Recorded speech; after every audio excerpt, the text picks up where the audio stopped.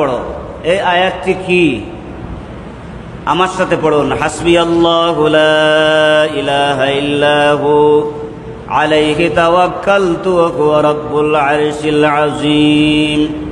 হাসবিয়াল্লাহু লা ইলাহা ইল্লাহু আলাইহি তাওয়াক্কালতু ওয়া হুয়া রাব্বুল আরশিল আযীম।